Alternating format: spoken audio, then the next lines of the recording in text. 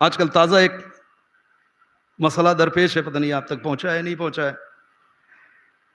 ابھی کچھ دن پہلے ہندوستان میں اس 12 روزہ جنگ کے بعد فوراً محرم آ گیا تقریباً.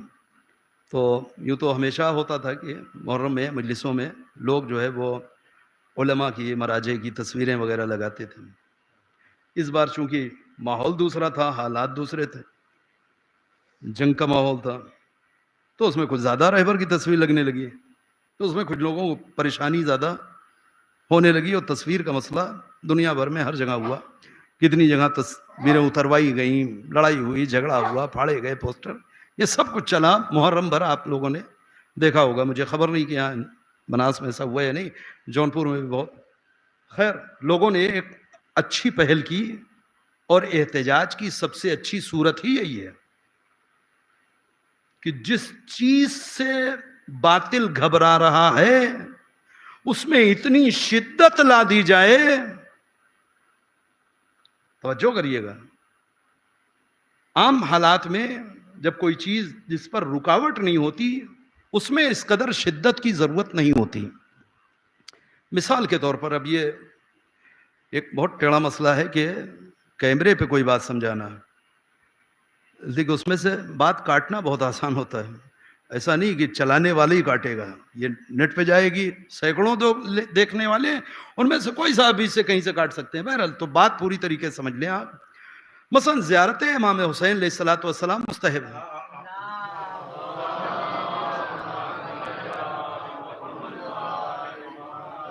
امام حسین علیہ السلام کی زیارت مستحب ہے، واجب تو نہیں ہے نا. توجہ کریے گا، یہ ایک الگ مسئلہ ہے کہ ایک ایسا مستحب ہے، کسی مستحب کی آغوش میں سارے واجبات پل رہے ہیں.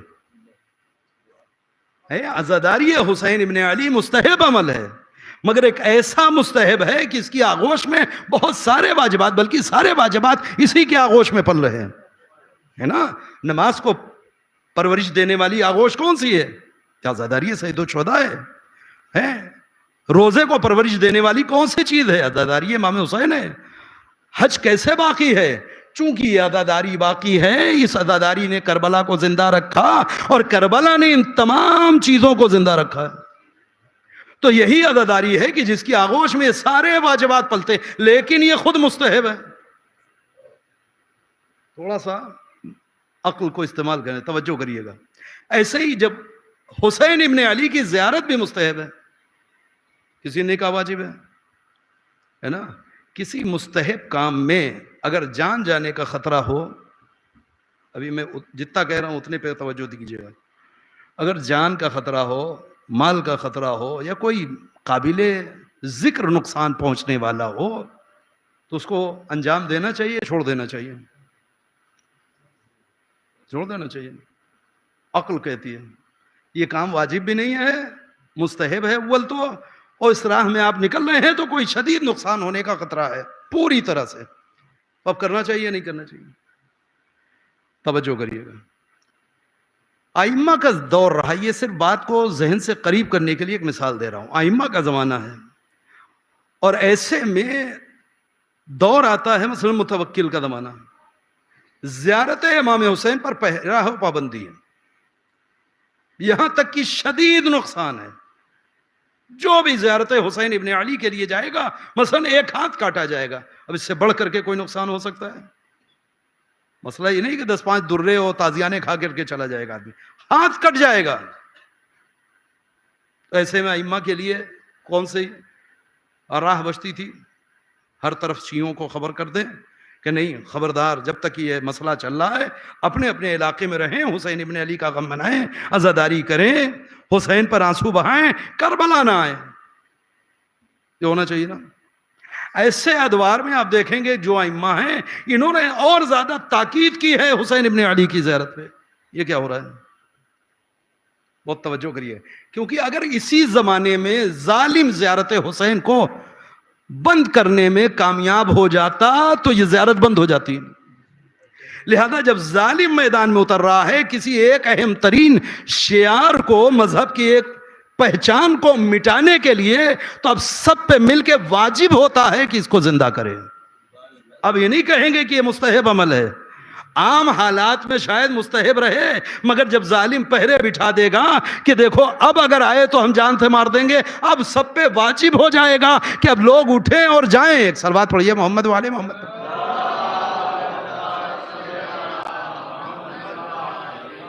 توجہ کریے گا. تو کبھی کبھی ایک عمل کہ جو مستحب ہے، واجب نہیں ہے، مگر اس کی حفاظت مقصود ہوتی ہے تو یہ عمل واجب ہو جاتا ہے.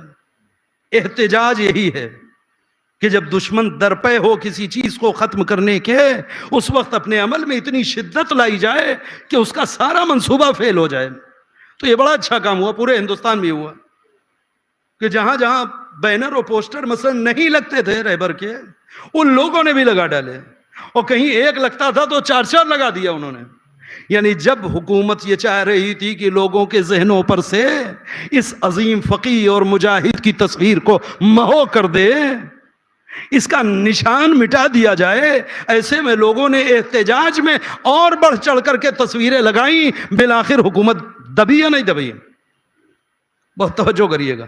تو یہ قانون ہر مسئلے میں چلے گا، ہر جگہ پہ چلے گا کہ جہاں بھی کسی بھی اسلامی قانون کے اوپر پہرے بٹھائے جائیں یا کم رنگ کیا جائے، وہاں پر لوگوں کی ذمہ داری یہ ہے کہ اس پہ اس قدر شدید عمل کریں کہ اس کو پھر سے زندہ کر دیں. خیر، تو یہ محرم میں ہوا. اب بہرحال اس کا اثر تو آنا تھا. اب وہ اثر آ رہا ہے، ابھی تازہ آیا ہے، آپ تک پہنچ جائے گا، بہت سارے لوگوں تک پہنچ گیا ہوگا. نہیں پہنچا 2-4 دن میں پہنچ جائے گا. اس پہ لوگ، بہرحال ہر آدمی تو ایسا نہیں ہے نا، ہر آدمی ایسا نہیں ہے کہ جو ہر زمانے میں واقعی دین فہمی رکھتا ہو اور دین کو سمجھتا ہو. یا بالکل آسان کر دے، ہر آدمی ہر زمانے میں حق اور باطل کو پہچان لے، یہ ضروری نہیں ہے. ضروری نہیں ہے. توجہ کریے گا. نیک لوگ، صاحبان عقل لوگ، صاحبان دین لوگ، پاکیزہ نفس لوگ دین نہیں سمجھ پاتے ہیں، حق کو نہیں پہچان پاتے ہیں. آج بھی کتنے ممبروں سے ہے نہیں علماء کو گالی دی جا رہی، مراجع کے خلاف لوگ بول رہے ہیں، جبکہ ہر کچھ دن کے بعد، ہر تھوڑے سے زمانے کے بعد، ہر دور میں ایسے واقعات پیش آتے رہے ہیں کہ جب اس مرجعیت نے اپنی طاقت اور اپنی حیثیت کا اندازہ لوگوں کو کرایا ہے. آج کے زمانے میں یہ بات بالکل واضح ہو گئی ہے.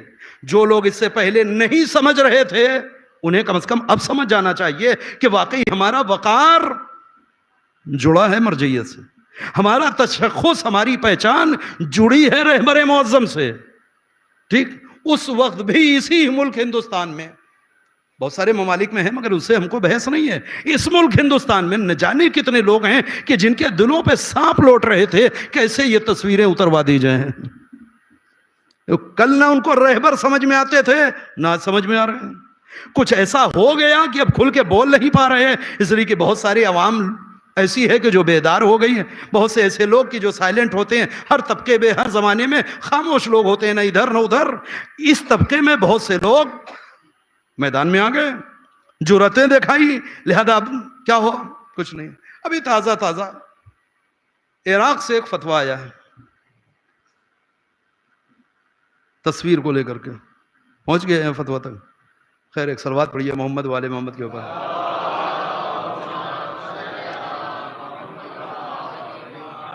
پوری ایک لابی ہے، پوری ایک ٹیم ہے کہ جو بہرحال کام کرتی ہے. اس کو چاہیے تھا، ایک بہترین موقع تھا یہ 40، جس میں زیادہ تصویریں لگیں گی، زیادہ لوگ تصویر لے کر کے آئیں گے. بہرحال فتویٰ تھا. بتائیے کہ ابھی اس فتوے کے اوپر بھی بحث ہے کہ دفتر فتویٰ دیتا ہے یا مرجع ہمارا فتویٰ دیتا ہے. مرجع دیتا ہے تو لکھت میں فتویٰ ہے یا نہیں، مہر ہے کہ نہیں، سگنیچر ہے کہ نہیں، دستخط سب کچھ ہے یا نہیں، ویب سائٹ پہ ہے یا نہیں، یا کچھ لوگ بیان کرنا شروع کر رہے ہیں. توجہ کریے گا. ایسے حالات میں یہ ایک مجتہد یا مرجع آپ رہبر سے جا کر کے پوچھیں گے بھئی ہم مجلس کرنے جا رہے ہیں، ہم آپ کی دونوں طرف تصویر لگا دیں. مرجع کہے گا کہ ہمیں تصویر لگا دو. دین کو تھوڑا سا عقل سے سمجھ لے میرے بھائی.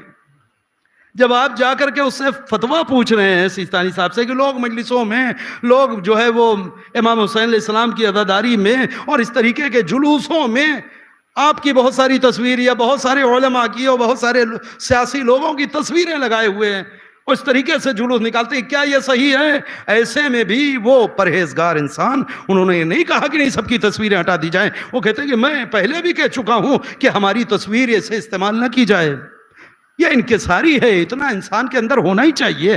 واقعاً یہی تو کہیں گے، کیا کہیں گے کہ نہیں جتنی بڑی تصویر ہے اسے اور بڑی کر کے لگاؤ،